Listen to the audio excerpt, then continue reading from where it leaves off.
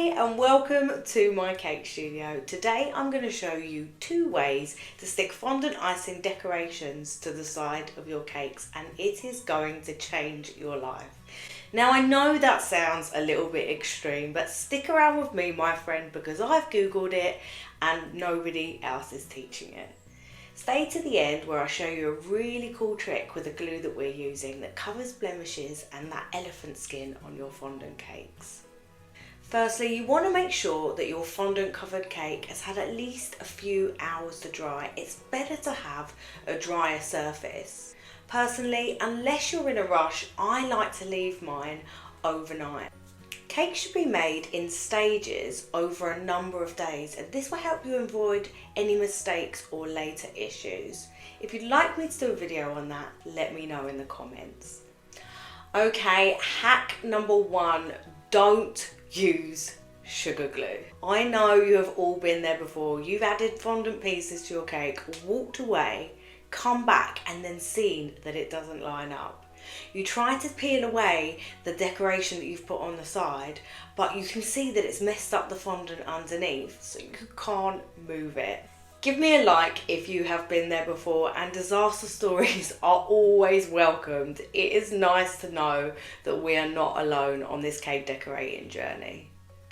So here is the first hack for sticking those lighter fondant decorations that have a flat surface. You know, like spots, stripes, alphabet letters or plaques. Vegetable fat. You wouldn't believe how much weight a tiny bit of vegetable fat can hold. All you need to do is smear a little bit over the surface and stick it to the side of your cake. You will actually be able to move all of your pieces of your cake around the cake without damaging the surface of your fondant. Okay, let's move on to hack number 2, because this is the one that really changed my life. You need fondant glue. How do you make fondant glue, I hear you say? It is so easy. What you're going to need is I've got a little espresso cup here, but you just need a little pot. One with kind of higher sides and not too big a surface area, because you're never going to really want too much of this glue. I've coloured it so you can see it better. You're just going to pop it in there. And then I've got some boiled water here. I prefer that because it kind of speeds up the process. Now, you could pour that in and just let it sit for a little bit. You could leave it for like half an hour and it will just help to soften up the paste. Or you can go straight in. I'm just going to use this little fork. There you are.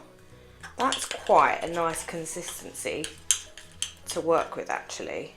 What I like to do is I like to keep my glue in a little pot, exactly the same as I do my Trek, so you can just get like little cosmetic pots. I use this glue to stick much heavier pieces of fondant or decorations that don't really have a flat surface, like flowers, leaves or fondant figures. You can play around with the consistency of the glue too, so if you need something super strong, just make it thicker.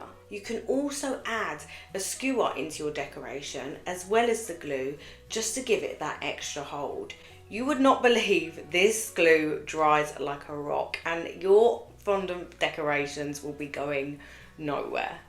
Okay, here is that last bonus tip that I promised you. You can use this fondant glue to cover all of those blemishes on your fondant covered cake. So if you have a little bit of elephant skin, if you've knocked it and put a little hole inside, just use this glue to fill in the gap and wipe away on the top of the surface. And when it dries, it will be barely noticeable. Before you go, I have an amazing 3 video series I know you're gonna love. It is 4 tutorials that are gonna really kickstart your modeling skills. You're gonna have videos to watch, weights, templates. It's really cool. Check it out. I've popped it in the description for you. Happy caking beauts, and if you found all of these tips today useful, give me a like, subscribe, hit the bell, and I'll see you in the next video.